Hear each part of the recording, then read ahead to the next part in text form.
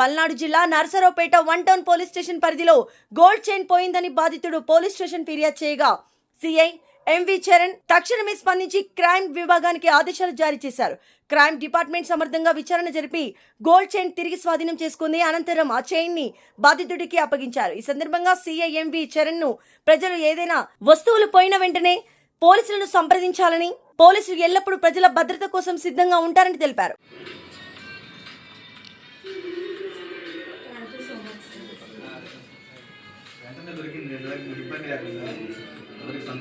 Back side ఉందంట, మెడలో ఉన్న ఉండేది కదా అట్లాగే. ఎప్పుడు తీస్తారు, ఎట్లా తీసుకుని వాళ్ళు తీసుకుని ఎప్పుడు తీయదు. ఇప్పుడు 9 సంవత్సరాల నుంచి మెడలోనే ఉంటుంది. అందరికీ నమస్కారం అండి. నర్సరావుపేట 1 టౌన్ సిఐని. ఈరోజు ఉదయం 4:30 సమయంలో ఇసుపాలెం నుంచి ఒక ఫ్యామిలీ నర్సరావుపేటకి రావడం జరిగింది ఆటోలో. వచ్చే క్రమంలో వాళ్ళ దగ్గర ఉన్న గోల్డ్ని బ్యాగ్లో పెట్టేసుకొని ఆ బ్యాగ్ని ఆటోలో పెట్టడం జరిగింది. తర్వాత కొంత దూరం వాళ్ళు నర్సరావుపేటలో దిగిన తర్వాత వాళ్ళకి సంబంధించిన ఒక ఆర్నమెంటు కింద పడిపోవడం గమనించి ఆ ఆర్నమెంట్ దొరికింది. రెండోది ఇంకొకటి ఈ చైన్ దాదాపుగా 4 సెవర్ల పైనే ఉంటుంది. ఈ చైన్ కూడా పోయిందని చెప్పేసి పోలీస్ స్టేషన్కి వచ్చి కంప్లైంట్ ఇవ్వడం జరిగింది.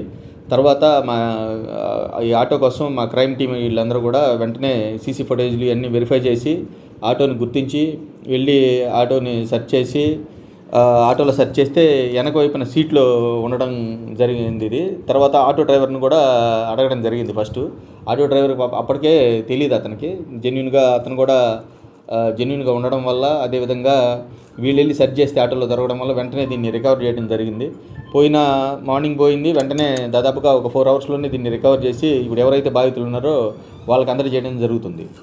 ఇదే విధంగా మొన్న కూడా రీసెంట్గా ఒక 1 వీక్ బ్యాక్ మన శారదాంబ థియేటర్లో ఒక ఫ్యామిలీ ఆ రోజు మూవీకి వెళ్తే ఆ మెడలో ఉన్న చైన్ కూడా పడిపోవడం జరిగింది.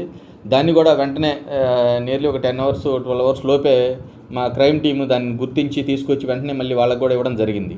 ముఖ్యంగా మా స్టేషన్లో ఉన్న క్రైమ్ టీము అద్భుతంగా పనిచేస్తుంది. వాళ్ళ కృషి నిదర్శనంగానే ఇంత త్వరగా ఇది దొరికిందని చెప్పేసి అందరికి కూడా తెలియజేస్తున్నాము.